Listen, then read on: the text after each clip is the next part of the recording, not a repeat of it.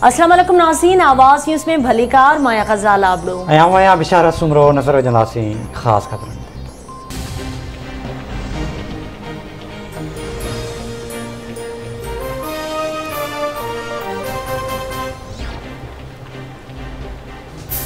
पंजाब में आईनी बुरान शिदत इख्तियार करे वियो। पंजाब हुकूमत स्पीकर में डिडलॉक खां पोइ अॼु पंजाब असेंबली जा धार इजलास तलब।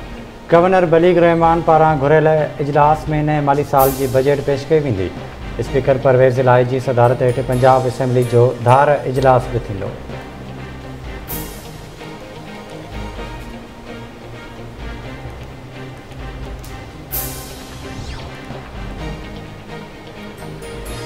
क़ौमी सलामती जी पहिरीं मीटिंग में मां ऐं शीरीन मज़ारी मौजूदु हुआसीं। ख़त में चयो वियो त बेतमादी जी रिथ कामयाब थी त सभु कुझु माफ़ कयो वेंदो।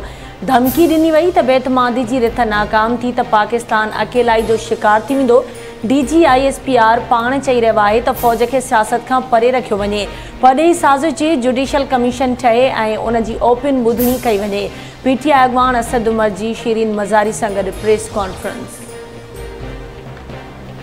सिंध हुकूमत 1 खरब 713 रुपयनि जी टैक्स फ्री बजट पेश कई। बजट में 33 अरब रुपयनि जो खसारो आहे।